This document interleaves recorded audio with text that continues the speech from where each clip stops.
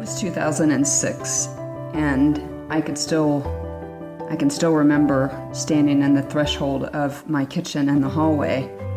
I did not have a free hand because one of them was literally filled with pain pills and Xanax, and the other one had the last of some wine from a full bottle that I had opened earlier. I popped all of those pills in my mouth and washed it down with that wine. I didn't really even think about it, to be honest with you. But I did shudder. I don't like wine. And even though I was in a bad headspace at the time, that wine still kind of bit back just because I don't like the taste of it. I had no idea where John was, but it was almost as if I wanted him to save me. When I looked around and I realized that no one saw me take that lethal combination of medicine, I knew that I probably would not wake up the next morning. And I was okay with that. When I did wake up the next morning, I was mad at first. And then I realized that my life had been spared for a reason. If you're listening to this, you are one of those reasons.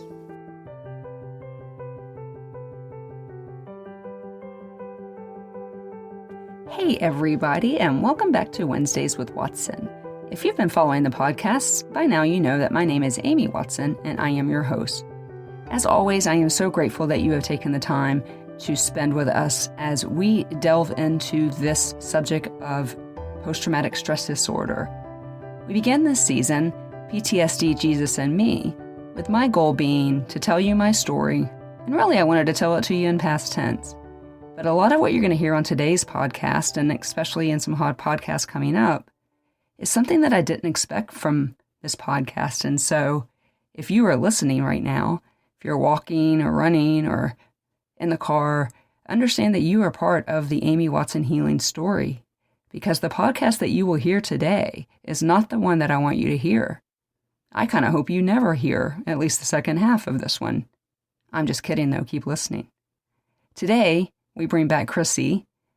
And for those of you who do not know who Crissy is basically my sister by adoption. She has been a gift to me as a member of my community, and we are business partners and basically sisters by just love and bond that the Lord has put together for us. And so you'll hear her a lot if you haven't already, and that is because she brings something valuable to those of you walking with those with PTSD. And so it is my prayer that you will sit back and listen to this first section that is really delving into more of our value, which is why so many people with and without PTSD struggle with so many things that turn into attention-seeking behaviors, which we've talked about and will continue to talk about, as well as, for those of us who are PTSD patients, some side effects of PTSD. Today I'm going to share with you the story of one of my side effects, which is substance abuse. And understand this is not the podcast that I want on your phone today, but it is the podcast that is on your phone, and there's a reason for that. And as I mentioned in the story that you just heard, if you're under the sound of my voice, you are the reason I will continue to fight in real time. PTSD, Jesus and Me, you matter, worth dying for. We started last week. I was on the show solo, and we were talking about some of the side effects of PTSD and this idea of attention-seeking behaviors. But most of all, we were talking about, and we will talk about throughout these next couple podcasts, about our understanding our value. So we're going to continue to talk about some of these side effects of post-traumatic stress disorder. But I think one of the things, Crissy, that you and I realized when on the one that you were on with me last, that this inability to understand our value and even attention-seeking behaviors is somewhat universal, don't you think? Yeah, it really is. I feel like we all struggle with it, some in bigger ways than others, but I think it is a universal struggle. So let's start first, though, with attention-seeking behavior kind of explains itself. But do you have anything to add besides the actual three words of what attention-seeking behaviors are? Besides, it really is self-descriptive, but I think what I am most aware of is the negative attention-seeking behaviors. We all need to be seen, heard, and known. as you've talked about. So that attention-seeking behavior is not bad. So when you say negative, what do you mean by that? The negative would be if I have a cold.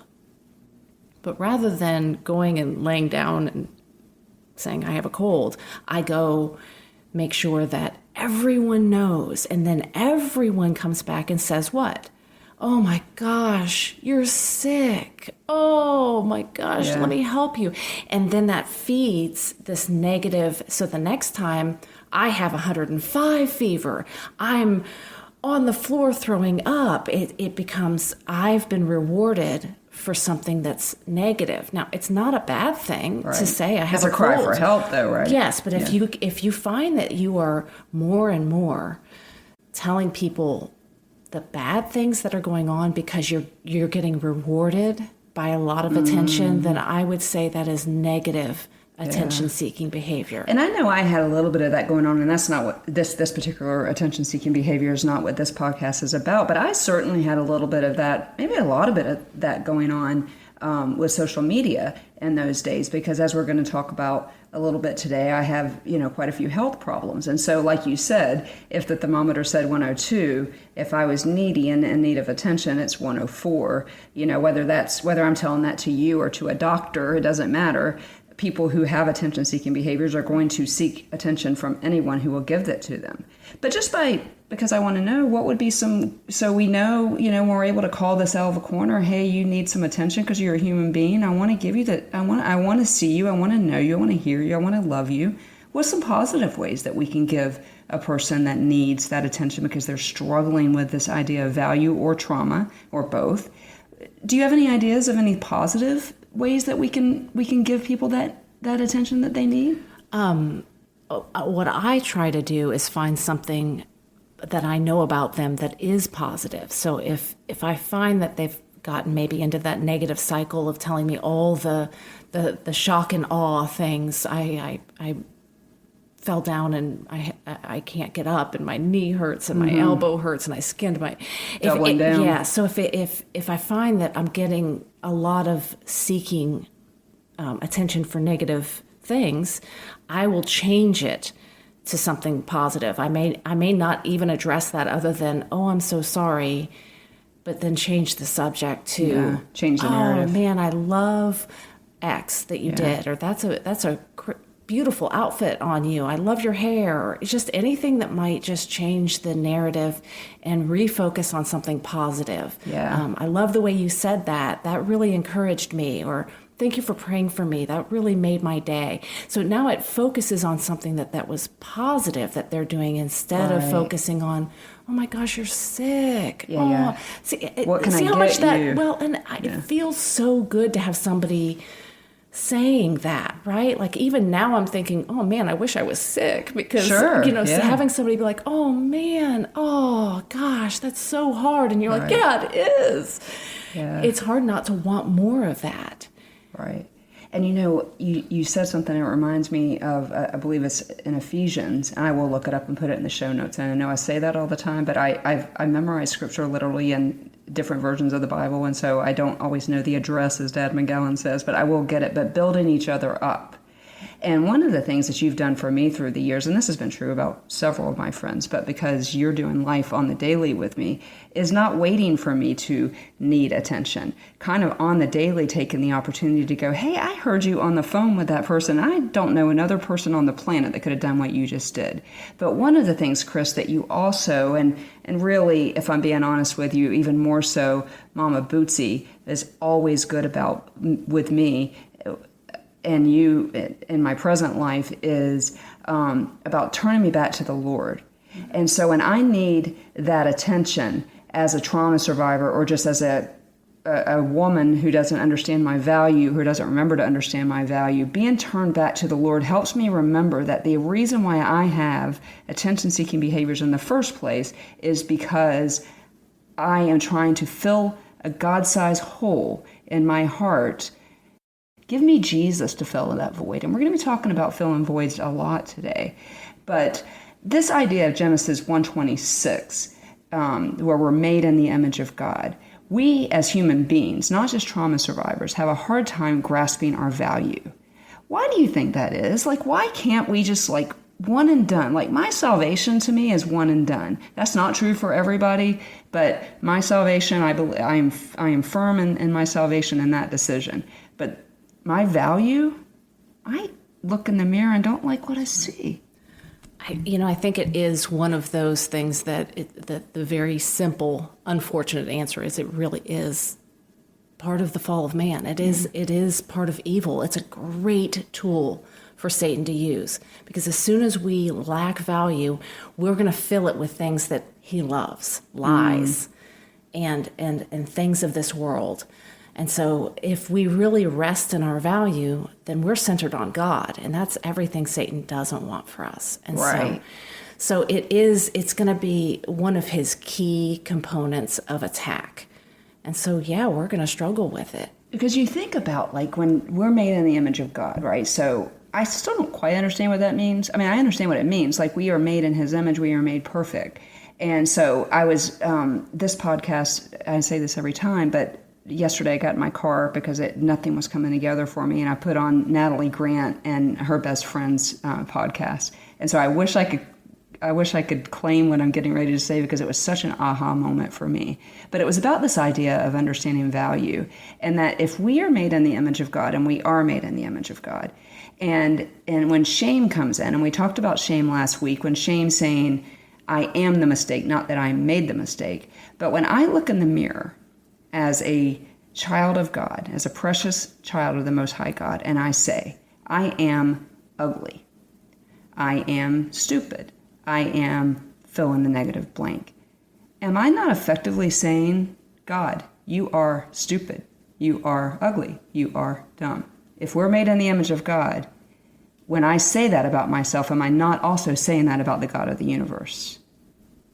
Yeah, it's a good point. And his craft. So basically you're saying you are the worst artist ever. Right, as the intelligent designer of us. Right. Yeah. Yeah. 100%. I mean, would you go up to an artist and say, this is crap? Wow. I hate what you made here. Would you go to an author and say, I hate your book? I mean, some people do. The one-star review. And some people do that with art. But I mean, would you go to God and say, you kind of suck at this? Yeah. I think you hit the nail right on the head when you said that our enemy, who is Satan, does not, if he can get us to not understand our value, then we will be living in ourselves and not making a difference in this world. We will be filling it up with voids, with those voids with other things. And one of the things I love, another podcast I heard was Toby Mac, one of the first interviews after the death of his son. But he all of his little memes that float around social media, #SpeakLife. And that's something that I think you and I tried to, as friends, work together with and really speak life, speak truth over ourselves. And so the whole fake it till you make it thing, right? On any given day, I'm not going to understand my value, but if I speak it and I look in the mirror and I say, I am loved by the Most High God of the universe, designed by the best artists on the planet in the history of the world, then clearly I'm going to have a better day, right? And so here's the deal, Crissy, because we are talking about attention-seeking behaviors, side effects of post-traumatic stress disorder, and some of the things that we use to fill the voids. You need to know that there probably isn't a conversation on this planet that I want to have least than the one we're getting ready to have. Because Satan is going to continue to tell me I am my mistake. But we're going to have it because I promised everybody that I wasn't going to give up and we were going to have this conversation. And so here we go. On one of the Memory Keepers podcasts that you were on, some words that you said still haunts me, and it forces me to go back to my home status of remembering that image bearer status, that I am made in the image of God. I've been working through how hard it was to hear you tell me that you were afraid that I wasn't going to survive. All I keep hearing in my head is that voice of shame saying, I am my mistake. But when you said that to us a few weeks ago, that you had planned on being friends with me just for a year, that probably confused some people because we on purpose left out a huge part of why you were afraid that you were not going to have me around for very long. I think when we hit the pause button, you went so far as to say you were terrified that you were actually going to find me dead. Even saying that, I had to swallow pretty hard because it's still hard to hear and it's hard to say. Did you think I was going to die because you walked with me through a period of my life where I abused narcotic pain medication? Yes, that is what it was. So I'm still having the same response now as I had on that conversation. My hands are shaking, but I'm going to say the same thing to you I said then. And except for this time, we actually are looking at each other. And I want to say, I'm sorry at first, but I'm going to say thank you. Did a little bit of research, and I don't think this is going to surprise anybody. And now I am specifically talking to trauma survivors, particularly abuse survivors. But 60% of men who report substance abuse and 81% of women who report substance abuse also report some sort of abuse. Now, I am a survivor of childhood abuse. I am a survivor of physical childhood abuse, sexual childhood abuse, and then a 12-year domestic violence marriage. These are the stats that make my conscience feel a little bit better. You know, I already mentioned that when I moved to Clearwater from St. Augustine, I literally had a bottle of cough syrup with narcotics sitting by my gear shift. This was not my first dance with pain pills. I have struggled with this from the first time that I got a feeling of well-being, like euphoria, from a pain pill. And that happened after a car accident about midway through my domestic violence marriage.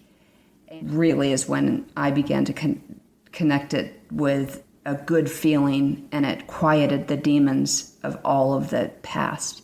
It also, in my brain, because my ex-husband was so concerned about that car accident after giving me more injuries by his own hand than I got in that car accident, he made it to me in about half the time that he should have. And so when I took those pain pills and I looked and I remembered the look in his eyes when he came up to the window of that car, I thought that feeling of warmth and value that I had was from that. Like, okay, we've cleared this hurdle. He realized that I'm valuable to him, and we're good now. And so when the injuries went away, I stopped taking the pain medicine, but guess what else went away?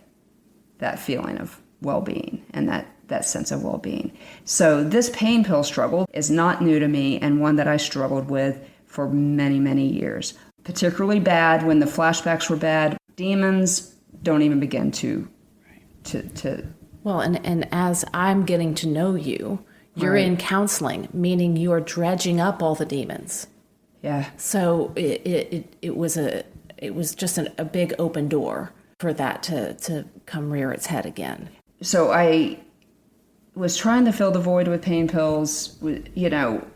Again, over the years, things, when I'm in a good spot, and by that I mean I'm feeling fulfilled, like I'll give you a great example, just a human example. Doing this podcast makes me feel fulfilled because it makes me feel all of those things that we talked about before: seen, known, heard, loved, valued.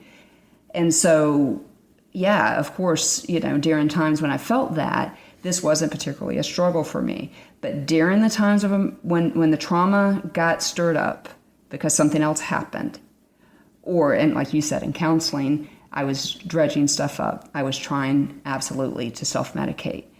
So you're doing life with me, and some of this now I'm going to hear for the first time. But I definitely was filling the voids with the pain medication. You know what, too, Crissy? Remember, I had valid reasons. I mean, how many cases of kidney stones did I have? Absolutely. Yeah, and so that was a tool of our enemy. Like I had, just like you said a few minutes ago, he doesn't want me to understand my value because then I can't live a fulfilled life. And so, yeah, we would have things like kidney stones. And then I had a breast cancer scare, which we'll talk about in a few minutes, where I had to have 3 major surgeries. And so I always had reason to have pain medicine. But like I've said so many times, when you have a pain pill problem or an addiction problem, and by the way, I'm saying pain pills, but really what I mean is substance abuse. And so for those of you listening to this could be food, this could be people, this could be relationships, this could be alcohol. I'm talking about filling a void, a God-sized void, with something else, particularly if you have trauma, not understanding your value. But life continued to be hard, Crissy. But at some point you figured out that I was self-medicating. And I'm not really going to know what you're going to say right now. And so for those listening, for those doing life with people whose post-traumatic stress disorder symptoms, their self-esteem symptoms, their lack of understanding their value symptoms are coming out in an attention-seeking behavior as substance abuse, tell us how you knew. Let's first start there. I didn't know. I thought, and then there were a lot of reasons for this, that when you left the hospital, they put you on a handful of pills.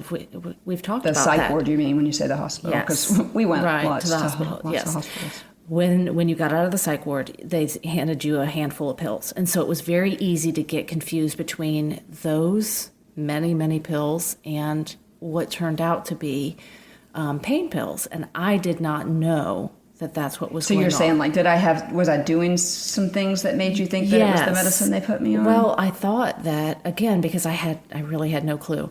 You would slur your speech. I couldn't wake you up. You would talk in riddles, to say the least. Was this the time when I got, like, red Kool-Aid on rinse and repeat 24/7 and constantly falling asleep while mid-eating, just all kinds of weird things, not being able to remember things the next day, all classic signs of a pain pill addiction. But of course you were on a handful of pills. In my defense, I don't know if I need I think in most people's defense, yeah. So I had no clue, but I guess there were enough symptoms, signs. I must have said something that was, this doesn't make any sense. I do remember when you came clean and the shock and betrayal. Yeah. And that's the hardest part. I think for our relationship, that was the hardest part because I'm a 6 on an Enneagram. By the way, I'm not an 8, I'm a 2. We took the test again. I'm a 2. Because trust is everything for me. And so all of a sudden, I didn't know that I could trust anything that you were saying in reference to this. So not I could trust you on a day-to-day basis, 100%. But I did not trust that if I said, hey, you're slurring your speech, that you would say, hey, I took pain pills. Right. Or, hey, you slept really hard last night and can't remember what happened. Did you take pain pills? I wouldn't trust that. And so it created this downward spiral for us of, I didn't trust you. Then you felt betrayed by my distrust because you're a trustworthy person. I got to tell you, betraying your trust was excruciating. And so I stopped taking pain pills because I hurt you.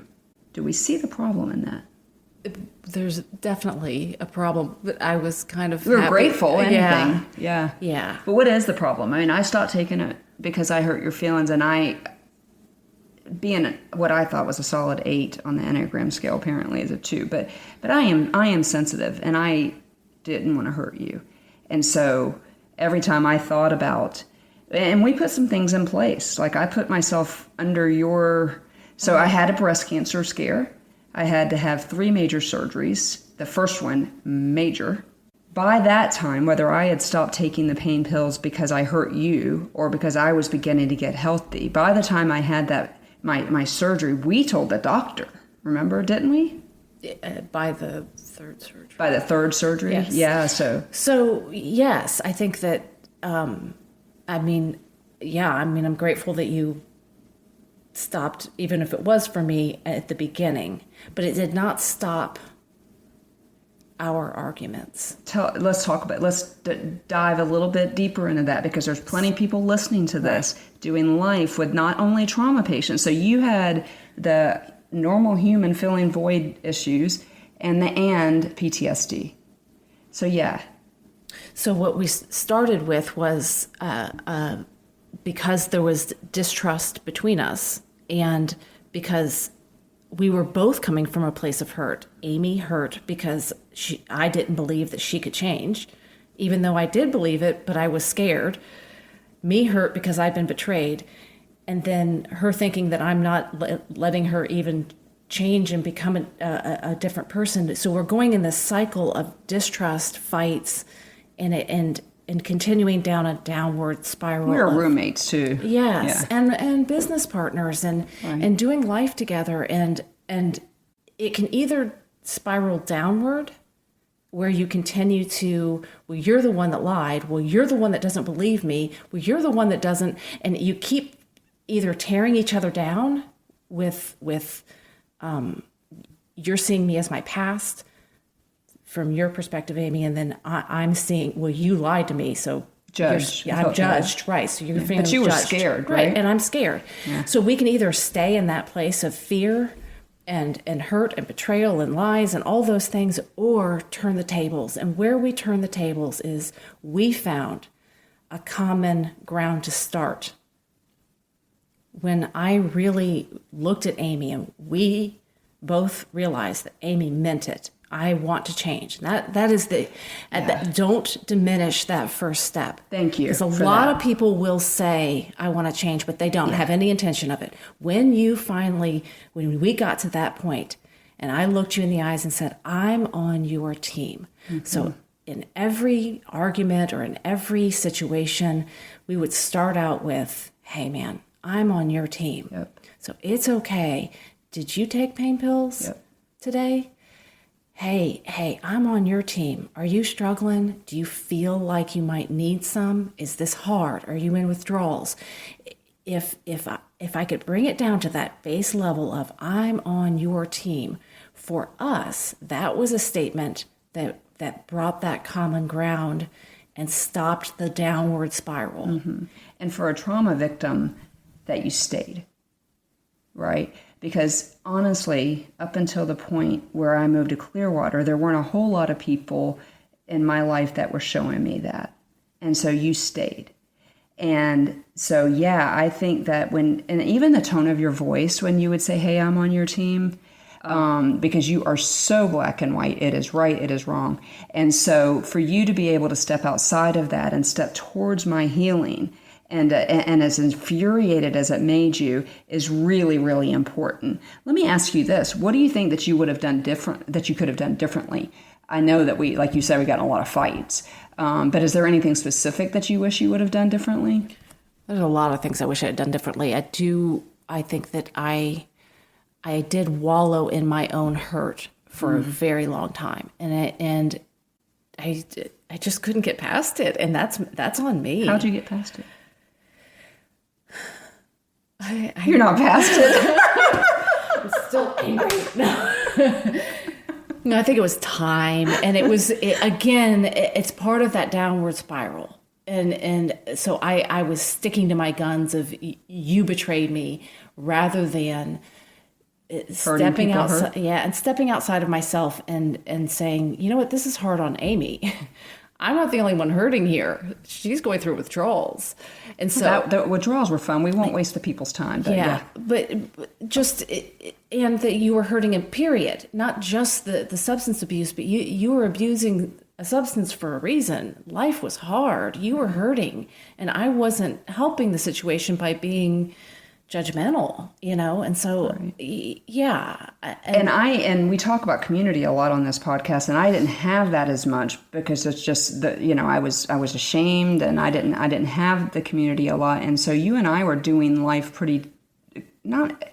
our worlds were very small, and we needed to be really small. But I don't know, because one thing that I did continue to do, and as one of the C's on this podcast, is I stayed in counseling.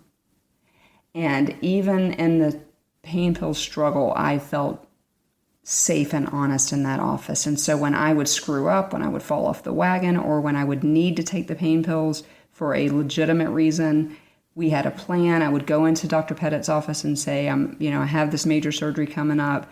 My plan is to give Crissy the bottle of pain pills. I don't know. I've been racking my brain over the last several days trying to figure out, when did it flip for me? When did I refrain from substance abuse because I understand that I am a precious daughter of the Most High God? And I was thinking about where I get that phrase from, and it gives me chills just even thinking about it. But it was that time I had the opportunity to speak at Amy and Chuck's church, and we're talking like 8 or 9 years ago. Or maybe not quite that long, but anyway, Chuck asked me, by way of introduction, tell us who you are. And instead of saying, my name is Amy Watson, I have a master's degree in business administration, all the things I would have done before, I would have explained myself by what I do and what I have and where I've been. Out of nowhere, when he said, tell us who you are, I said, my name is Amy Watson, and I am the precious daughter of the Most High King. And that shocked even me. And I don't know if that is when I began understanding, because I don't have the understanding value, none of us do. But I did want to get better. I didn't want to take the pain pills. I wanted to step into this identity with Christ. And so when Chuck asked me that at that church that day, and we're going to end the podcast with this, it reminded me of a story. And we're back at that psych ward. And it was that Saturday that all of you guys were there. And everybody was saying bye to me. And Cheryl was there. And Cheryl gave me a hug. And I said, thank you for coming. And she said, you're worth fighting for. That's why I'm here. And those words to this day still come back to me. You're worth fighting for. You are worth fighting for. I don't know that anyone had ever said those words to me. Certainly some people had stood up and fought for me, but I'm not sure that anyone ever said those words to me. Doesn't mean that people didn't think it, because clearly somebody got me from being padlocked in a room at 7 years old until today.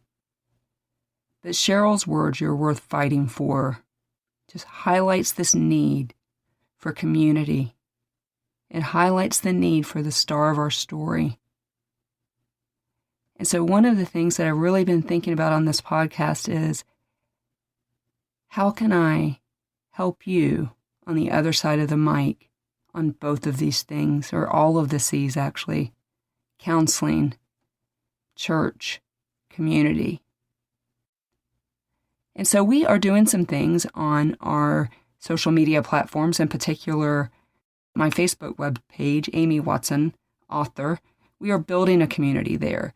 And even as early as today, I am beginning to build people who are on my Facebook page in geographics, because we are in the middle of a pandemic.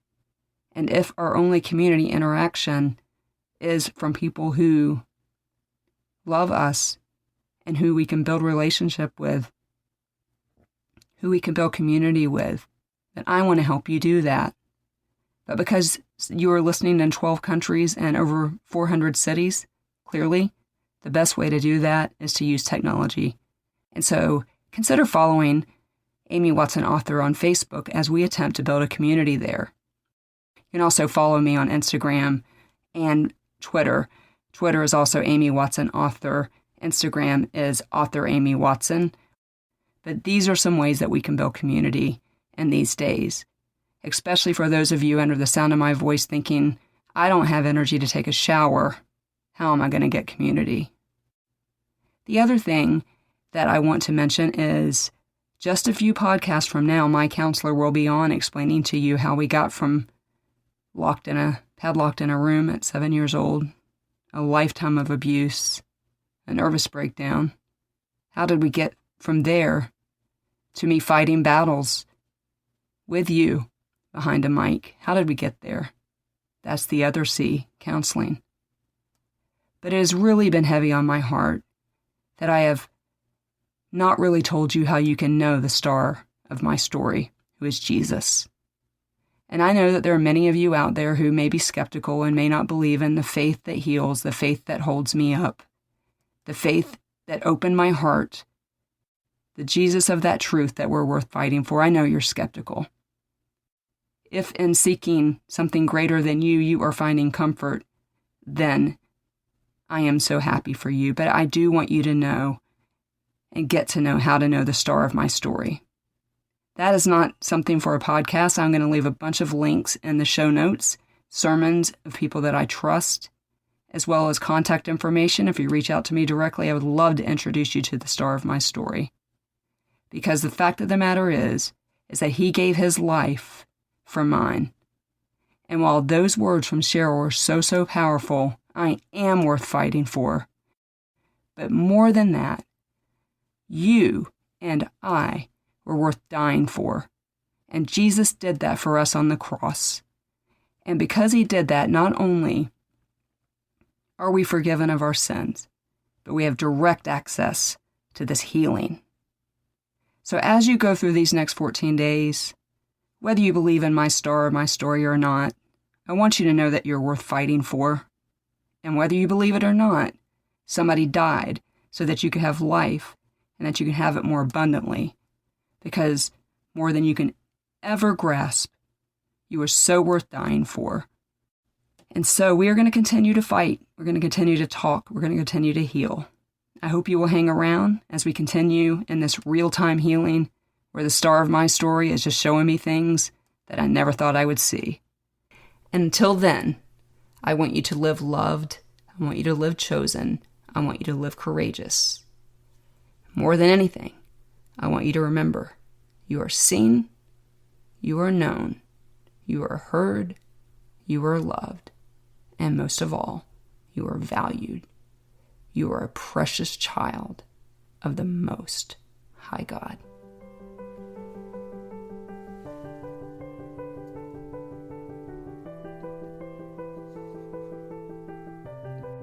Thank you for spending a few minutes of your time with me today. I am so honored, always so honored when you have chosen to do that. We will continue to publish these podcasts every other Wednesday. The best way for you to just automatically have that downloaded to your device is to hit that subscribe button. If you're so inclined to leave us a rating as well as a review, that will help us as we continue to try to get the podcast out there to those that need it. So I would be honored if you would also consider following me on social media. I am on Instagram, Facebook, and Twitter. Instagram is author Amy Watson is my handle, and then Facebook and Twitter are Amy Watson Author. You can also reach me on my website, amywatsonauthor.com.